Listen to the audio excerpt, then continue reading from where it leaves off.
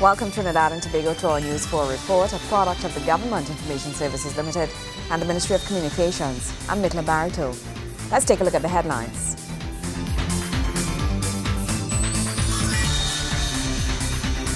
The Prime Minister promises her government will meet with citizens at least once every week and will continuously offer an account of its achievements and accomplishments to the people of the nation.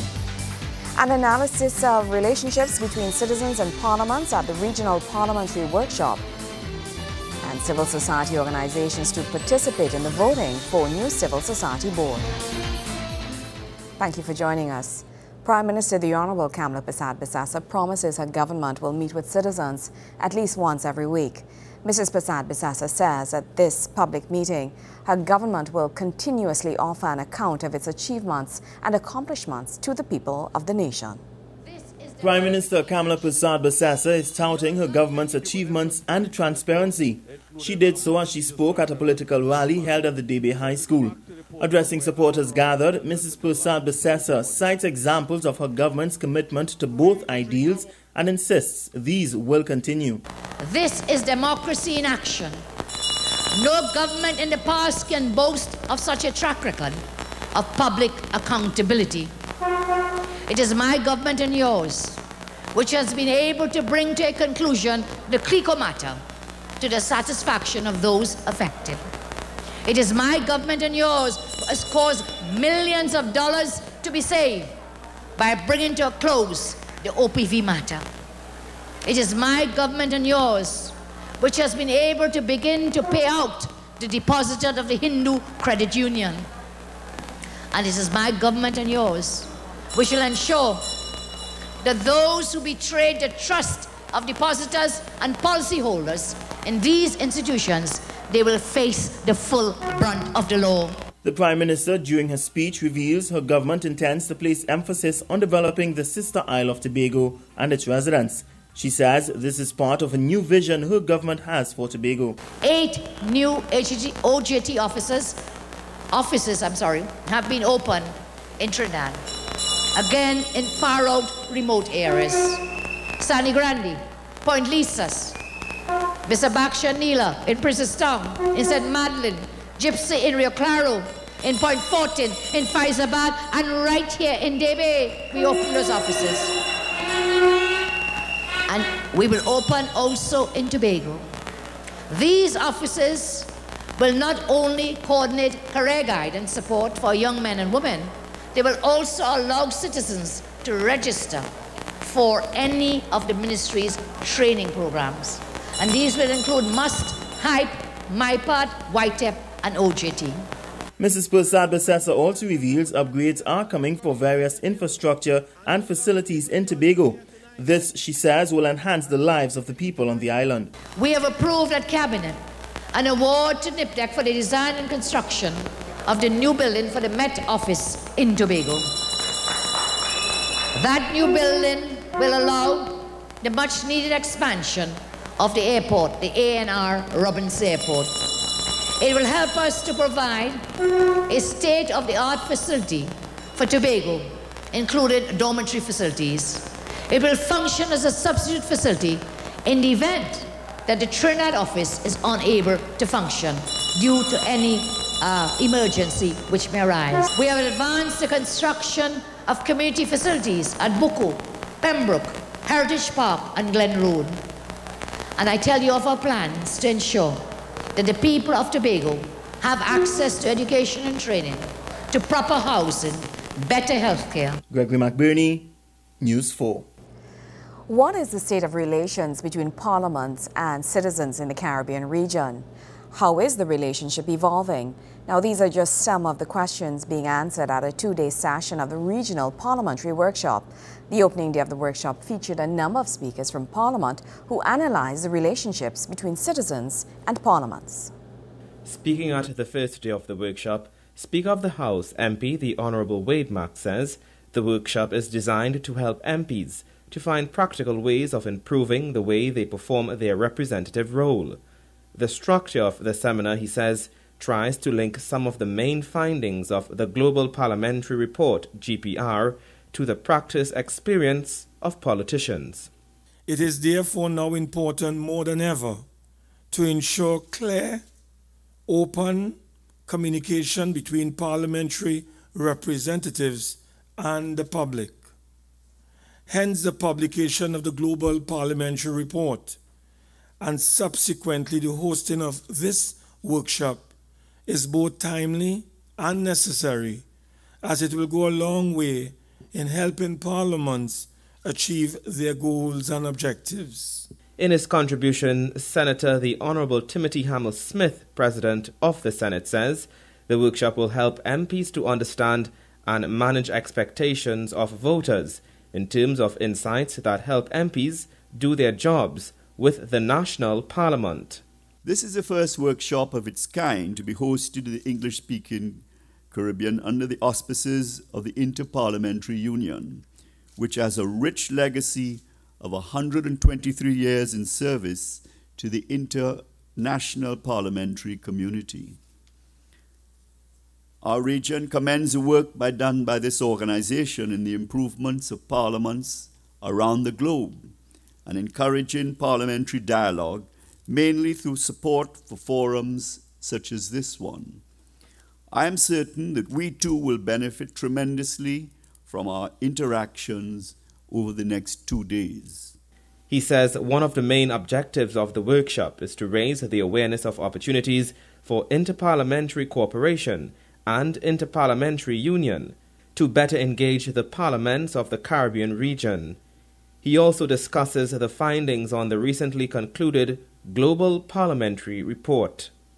What I gleaned from my review of the report is that voters across the globe are demanding more timely and effective representation. The report also suggests that representatives are now being held to account for promises given both before and after the polls.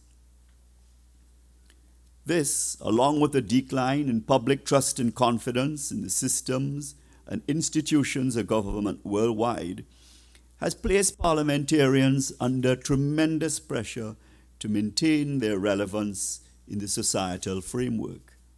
Delivering remarks on behalf of the opposition leader, Chief Whip MP Marlene MacDonald shares the experience of political representation and the challenges MPs face on a daily basis.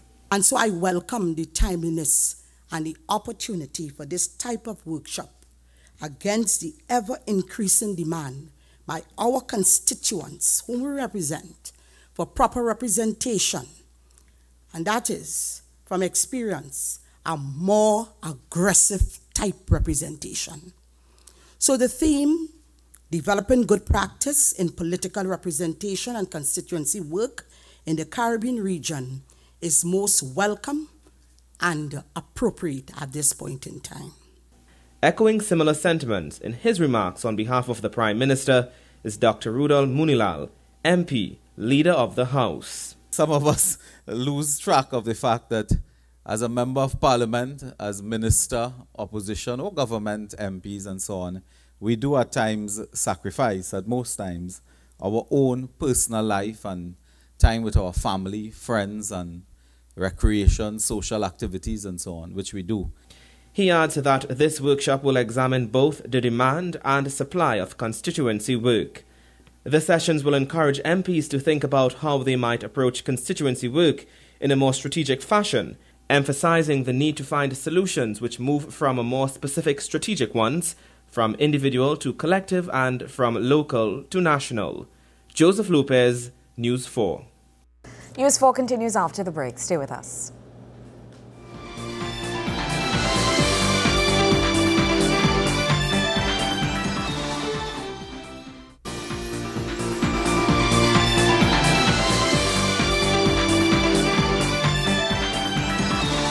Steps are being taken to ensure that all citizens have a say in the governance and establishment of policies at a national level. This as civil society organizations are being called to participate in the voting for the new Civil Society Board. Speaking at the consultations held prior to the board's establishment, Minister of National Diversity and Social Integration, Mr. Clifton Nkoto, says this voting process will allow for the regulation of the board. All civil society organizations are being called to register for voting in upcoming elections for the establishment of the Civil Society Board. This as government looks to empower CSOs across the country as part of the framework for sustainable development. The board is expected to facilitate proper policy making that will lead to tailored legislation able to meet the needs of all citizens. Minister of National Diversity and Social Integration, Clifton Dikoto, describes this approach as one that will allow for transparency. Our beloved country of Trinidad and Tobago has been experiencing an evolution in governance. As an administration, the People's Partnership has chosen to harness and foster empowerment, inclusion over exclusion, communication over command, consultation over control, and dialogue over directives. Consultations with several CSOs were held in the lead-up to the establishing of the board. Voting responsibility is said to be exercised by the senior CSO delegate for each organization. While numerous questions were posed at the consultation, feedback from the public so far has been positive. Some participants took the opportunity to share their suggestions as to how the board will serve them at all levels. I would like very much if the government would consider in the establishment of this new board the ways in which the barriers that deaf persons face in Trinidad and Tobago, particularly in the area of communication, can be in fact alleviated. I noticed that in the first listing there were 14 groupings, and now you've added 3 more. And that 3 more includes persons with disabilities. I think that's a very good move. I believe that the Ministry of Local Government should be one of the ministries to be added to the ministries that are already stated in the proposal that we have before us. The centralization of the different aspects of things that impact civil society in the Ministry of National Diversity and Social Integration, and ultimately the Civil Society Board. So the previous speaker, for example, spoke about funding. As you know, today government ministries each offer different pockets of funding to civil society, and civil society is confused as to who should go where and where they should apply and what is the criteria. And I would like to see perhaps the Civil Society Board having some input in terms of the criteria and also in making recommendations in terms of the other government ministries, so that there's some centralization or some structure to the approach to the different funding and different issues. Minister in the Ministry of National Diversity and Social Integration, Senator Embal Mahini, says this process is one that will ensure citizens an opportunity to contribute to the development of a better society. We need to go beyond consultation, and we need to take it to the step of participation. Like each and every one of us must participate and make our contribution to the development of our community. And finally, mobilization, where we could establish the structures like the Civil Society Board that would afford each and every one of us to play our part and make our contribution. Current draft terms on the Civil Society Board will allow board members to be voted into office every 2 years. Kimberly Ramkalawan, News 4. When we come back, a Goal Fest in Manzanilla. Stay with us.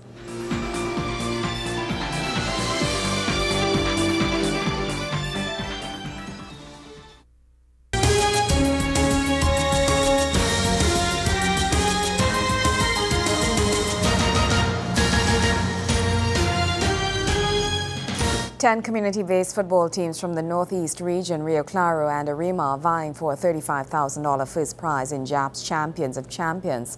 Nicholson Paul of News 4 Sports crew ventured to the Manzanilla Recreation Ground for the opening of the tournament and captured a goal fest. Here's Wayne Cunningham with the highlights. Football continues to be a popular form of entertainment, especially in rural areas. Ryan Bash, manager of Beach United, expresses what participation in the JAP's Champions of Champions mean for his community.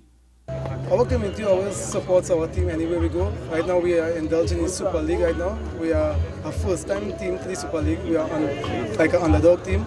But anywhere we go, we win also job. Our crowd is always there to support us anywhere we go. Any part of Trinidad and Tobago. We are confident because we are a lovely bunch of guys who always gel together. We are always playing together as our side is total local. No foreign base, so we have full confidence in my team and reaching further. With Ryan in goal, things did not start off well for him and his Beach teammates when they faced Boys Town FC in the league opener at the Manzanilla Recreation Ground.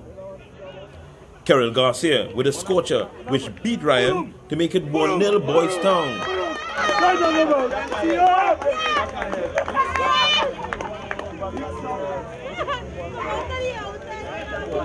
4 minutes later, the goalkeeping manager made a fine save to deny Ian Charles.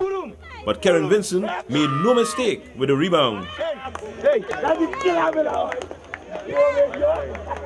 Just as it began to look like all Boys Town, Kenan Walcott pulled one back for Beach from the penalty mark to make it 2-1 going into the halftime break. Boys Town got back into scoring mode in the second half. Sean Reyes bundling this one in following the corner. And he made sure we knew it was him.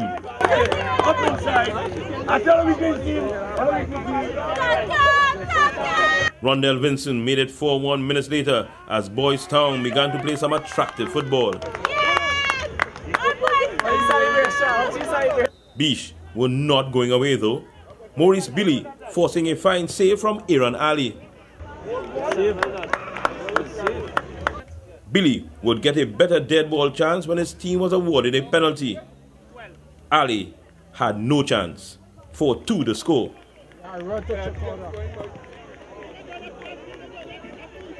But it was the burly Garcia putting the icing on the cake for Boys Town with his second bullet on the night.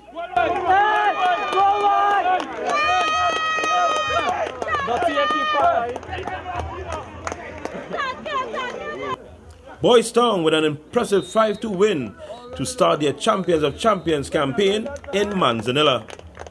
Wayne Cunningham, News 4 Sports.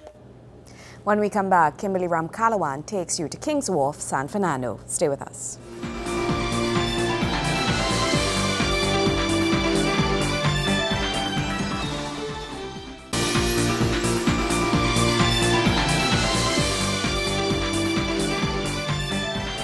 Consultations on the use of the old railway station at Kings Wharf, San Fernando have commenced. Now, this as the waterfront development project is expected to begin before year's end.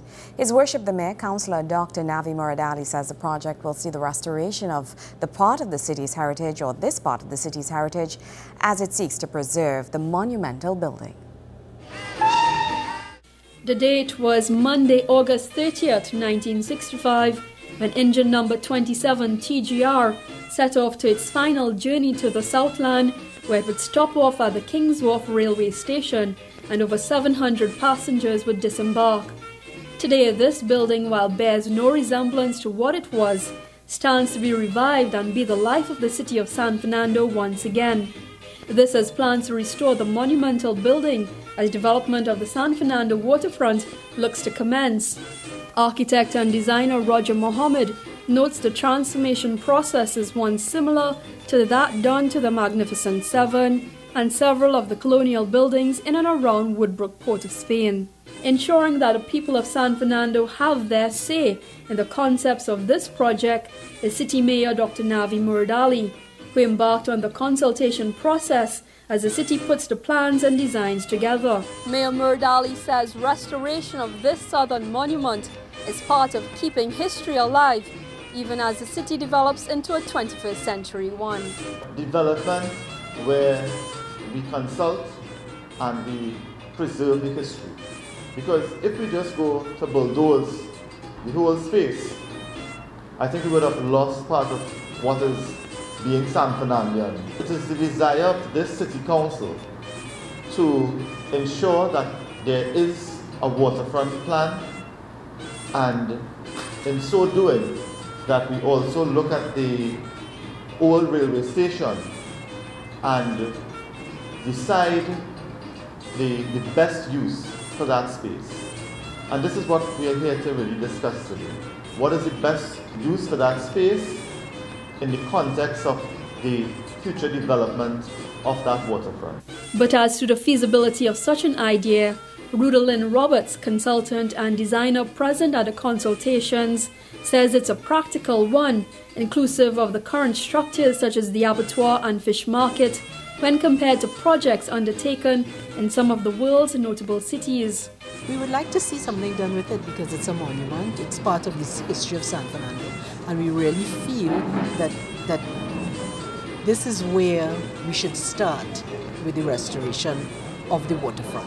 People travel on the water taxi, people come in on the buses, so that is a natural area that can draw people in.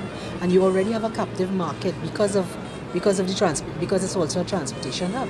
So redeveloping it and making it into something that people want to go and see, and people want to go and walk along a boardwalk, look at it, go to the plaza, go to the museum, and make an afternoon of it. It wouldn't be that hard once the will is there to do it. And there's so many ideas all around the world where this is done all the time. To city dwellers, restoring this iconic treasure is something they would like to see done to other artifacts in and around the San Fernando. Jeffrey McLean, architect and historian, notes that doing this will see the rejuvenation of the city's character and culture. The waterfront area was really where San Fernando began, and it moved back towards the hill and then eventually around the hill. But, that's where San Fernando's history started, and you can go back to the Warao Indians, who were the first to live in San Fernando, in that area.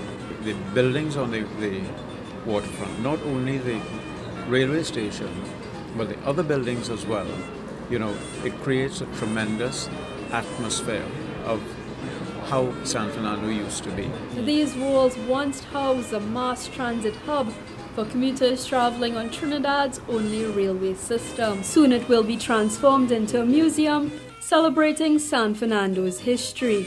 Some plans put forward seek to recreate the iconic journey.